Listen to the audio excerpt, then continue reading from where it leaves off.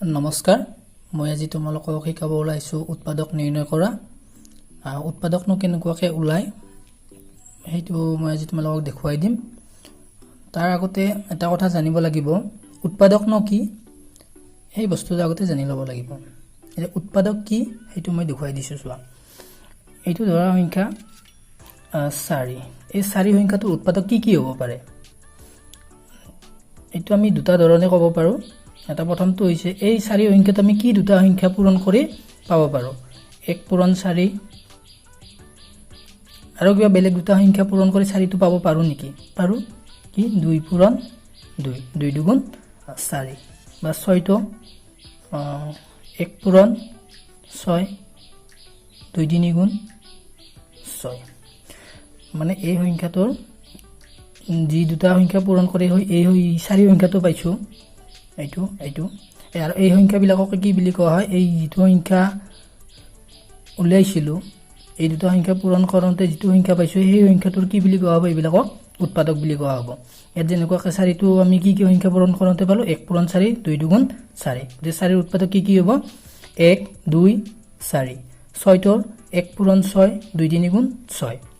তো 6 টো আমি কি দুটা সংখ্যা পূৰণ কৰি পাইছো 1 আৰু 6 2 আৰু 3 1 2 3 6 এই সংখ্যা কিটা কি হ'ব 6 উৎপাদক আৰু বেলেগ এক ধৰণে ক'ব পাৰো এনেকুৱাকে 4 সংখ্যাটো আমি কিহেৰে বিভাজ্য কৰিব পাৰো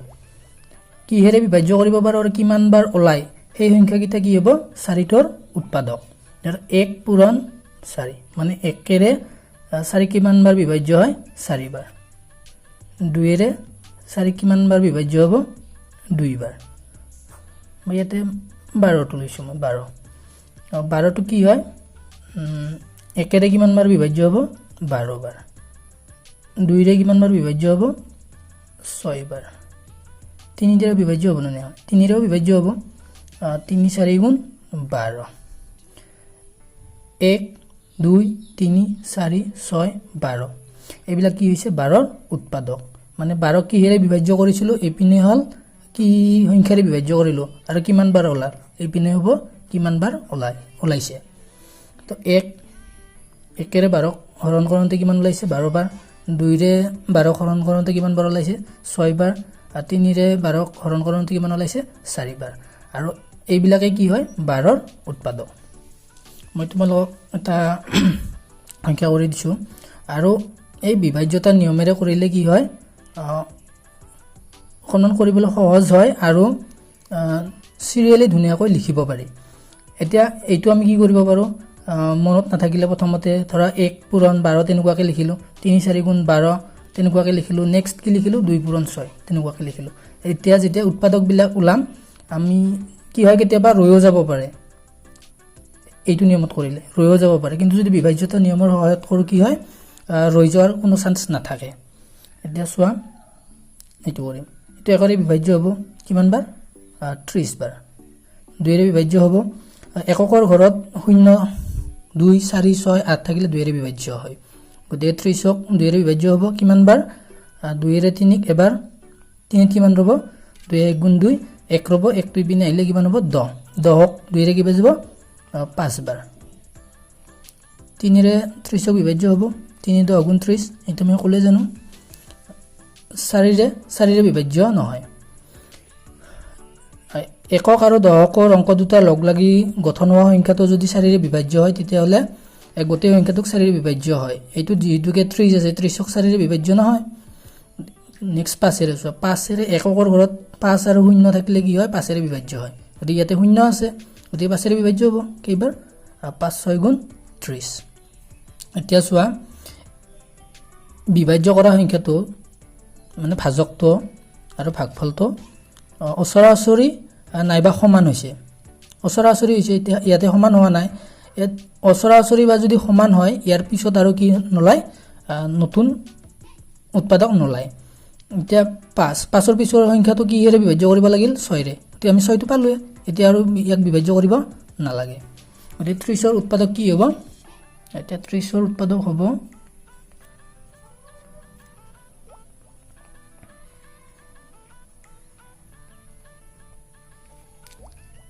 1 2 3 4 5 6 10 15 30 এগিটা কি হল 30 ৰ উৎপাদক এটা প্ৰকৃত উৎপাদক কোনবিলাক হয় প্ৰকৃত উৎপাদক হয় এই 1 আৰু যেটো সংখ্যাৰ আমি উৎপাদক ওলাইছিলো সেই সংখ্যাটোৰ বাহিৰে বাকি উৎপাদক কেইটা কি হয় প্ৰকৃত উৎপাদক হয় এটা 30 1 আৰু 30 ৰ বাহিৰে বাকি যিকিটা উৎপাদক ওলাইছে সেইকিটা কি বুলি কোৱা হ'ব প্ৰকৃত উৎপাদক অতে প্ৰকৃত উৎপাদক কি হ'ব 2 3 5 6 10 15 এগিটা প্ৰকৃত উৎপাদক বুলি কোৱা হ'ব আৰু অপ্ৰকৃত উৎপাদক কোন কেইটা হ'ব 1 আৰু সেই সংখ্যাটো যেটো সংখ্যাৰ আমি উৎপাদক ওলাইছো 30 ৰ উৎপাদক ওলাইছো 1 আৰু 30 তো কি হ'ব অপ্ৰকৃত উৎপাদক নেক্সট আহিব মৌলিক উৎপাদক এই উৎপাদক কেইটাৰ ভিতৰত মৌলিক সংখ্যা কি আছে 2 আছে 3 আছে 5 আছে 2 3 5 এগিটা কি বুলি কোৱা হ'ব 30 ৰ মৌলিক উৎপাদক যিকিটা মৌলিক সংখ্যা থাকে সেইকিটা কি বুলি কোৱা হয় যেটো সংখ্যাৰ উৎপাদক উলিয়াইছো সেই সংখ্যাটোৰ মৌলিক উৎপাদক বুলি কোৱা হ'ব এটা 30 ৰ মৌলিক উৎপাদক হ'ব 2 3 5 আৰু যৌগিক উৎপাদক কোন কেইটা হ'ব 1 আৰু মৌলিক সংখ্যা কেইটাৰ বাহিৰে বাকি যিকিটা উৎপাদক আছে সেইকিটা কি বুলি কোৱা হ'ব যৌগিক উৎপাদক বুলি কোৱা হ'ব এতিয়া 6 10 15 30 একিটা কি হ'ব 30 ৰ যৌগিক উৎপাদক আৰু এই বিভাজ্যতা নিয়মত কৰিলে ভুল হোৱাৰ কোনো চান্স নাথাকে কিন্তু এইটো নিয়মৰে কৰিলে সৰু সংখ্যা কৰিব পাৰি এতিয়া 4 6 10 15 এইবিলাক সৰু সংখ্যা বিলাক কৰিব পাৰি কিন্তু 30 টো কৰিব পাৰি কিন্তু ইয়াতকৈ যদি ডাঙৰ ডাঙৰ সংখ্যা থাকে তেতিয়া হলে কি হয় নেউতা মাটি বা এই সেই ডাঙৰ সংখ্যাটো কি দুটা সংখ্যাৰে পূৰণ কৰিলে পাম আমি তেনেকুৱাকে কৰিব অকনমান অসুবিধা হয় সেইকাৰণে কি কৰিব লাগে বিভাজ্যতা নিয়মত কৰিব লাগে আৰু বিভাজ্যতা নিয়মত কৰিলে বহুতখিনি সহজ হয় এতিয়া মই এটা ডাঙৰ গণিত কৰি দিম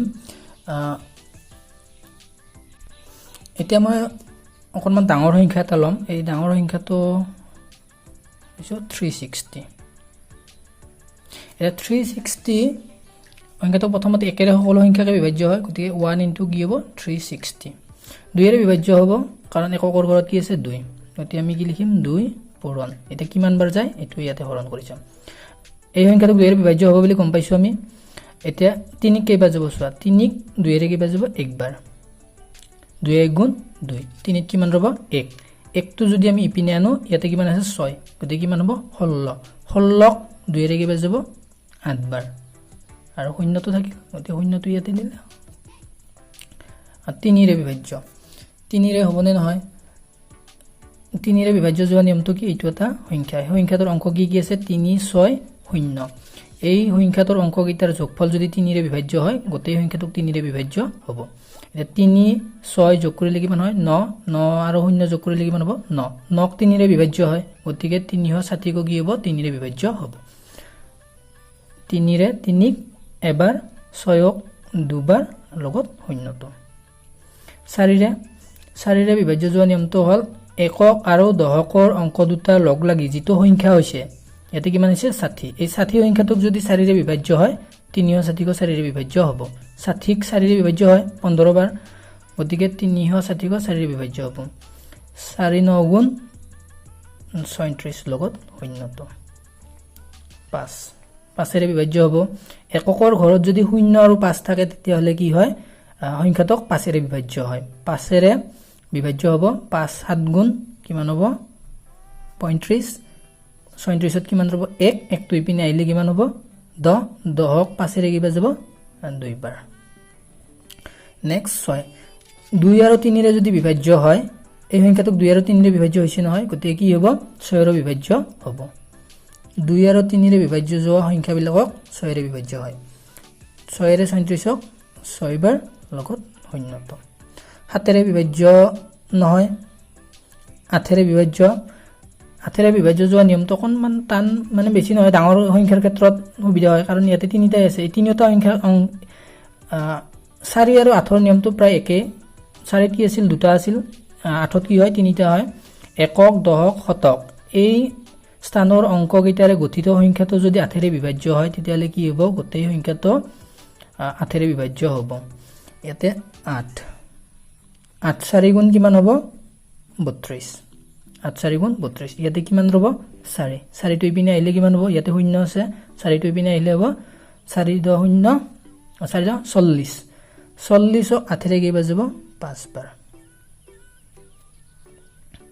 9ৰে যাব 9ৰ নিয়মটো একেই হয় 3ৰ দৰে অংককিটা যোগ কৰিলে কিমান পাইছিলো অংককিটা যোগ কৰোতে 9 9ক 9ৰে বিভাজ্য হয় গতে গোটেই সংখ্যাটো 9ৰে বিভাজ্য হ'ব 9 4 গুণ 36 লগত শূন্যত এতিয়া 10ৰে এককৰ ঘৰত যদি শূন্য থাকে তেতিয়াহলে কি হয় 10ৰেও বিভাজ্য হয় 10ৰেও বিভাজ্য হ'ব 1 পূৰণ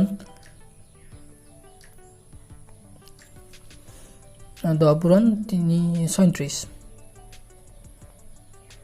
11ৰে নহয় 12ৰে হ'ব 12 নিয়ম কিটা কোৱা নাই 12ৰে বিভাজ্য হ'ব 12 3 গুণ 37 লগত শূন্য এতিয়া 12 15 15ৰে হ'ব 15 দুগুণ 30 37ত কিমান ৰব 6 6 টো ইপিনে আহিলে কিমান হ'ব 60 60 15ৰে কেইবাৰ যাব 4 বাৰ 15 16ৰে নাযায় 18ৰে যাব 18 দুগুণ 37 লগত শূন্যটো এতিয়া বিভাজ্য কৰা সংখ্যাটো আৰু ভাগফল ওলা সংখ্যাটো অচৰাচৰি হ'ল নেক্সট কৰিব লগা হলে কি হ'ব 20ৰে কৰিব লাগিব তো ইয়াৰ পিছত আৰু বেলেগ সংখ্যাৰ বিভাজ্য নহয় বিভাজ্য হলে এপিনৰ গিটা হ'ব এপিনে যেহেতুকে পাইছোৱে গতি এপিনৰ গিটাৰে বিভাজ্য কৰাৰ কোনো প্ৰয়োজন নাই এতিয়া আমি 360 ৰ উৎপাদক বিলাক পালো আৰু ধুনিয়াকে চোৱা সিৰিয়ালি হৈ আহিছে 1 2 3 4 5 6 8 9 এনেকুৱাকে যিমান গিটা ওলাইছে সিৰিয়ালি ধুনিয়াকে ওলাইছে আৰু এতিয়া আমি কি কব বাকি থাকিল প্ৰকৃত অপ্ৰকৃত উৎপাদক প্ৰকৃত উৎপাদক কোনবিলাক হয় এক আৰু যিটো সংখ্যাৰ উৎপাদক উলিয়াইছো সেই সংখ্যাটোৰ বাহিৰে বাকি উৎপাদক কেইটাক প্ৰকৃত উৎপাদক বুলি কোৱা হয় গতিকে 1 আৰু 360 এই সংখ্যা দুটাৰ বাহিৰে বাকি যিমান বিলাক সংখ্যা আছে এইকেইটা গতে কি হ'ব প্ৰকৃত উৎপাদক হ'ব আৰু 1 আৰু 360 টো কি হ'ব 360 ৰ অপ্ৰকৃত উৎপাদক আৰু মৌলিক উৎপাদক 360 ৰ মৌলিক উৎপাদক কোনবিলাক হ'ব যিবিলাক ইয়াতে মৌলিক সংখ্যা আছে সেই কেইটা কি হ'ব 360 ৰ মৌলিক উৎপাদক ইয়াতে কি পাইছো আমি 2 পাইছো 3 পাইছো 5 পাইছো বাকি আৰু ইয়াতে মৌলিক সংখ্যা নাই গতিকে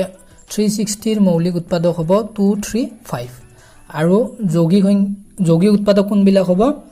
1 আৰু মৌলিক সংখ্যাকেইটাৰ বাহিৰে বাকি যিবিলাক উৎপাদক পাইছো সেই কেইটা কি হ'ব 360 ৰ যৌগিক উৎপাদক এইখিনি আছিল উৎপাদক নিৰ্ণয় কৰাৰ নিয়ম আৰু বিভাজ্যতাৰ সহায়ত কৰিলে সহজ হয় আৰু কোনো ভুল হোৱাৰ বা ৰৈ যোৱাৰ কোনো চান্স নাথাকে আৰু বিভাজ্যতাৰ নিয়ম মই পিছত এটা ভিডিও বনাই তোমালোকক দিম এইটো চাই লবা ইয়াতে জাস্ট কৈহে দিছো মই ঠিক আছে আশা কৰিছো ভালদৰে বুজি পাইছা বুজি নাপালে ভিডিওটো দুবাৰ চাবা অকনমান কোৱাত অসুবিধা হ'ব পাৰে ঠিক আছে আজিলৈকে এৰিছো নমস্কাৰ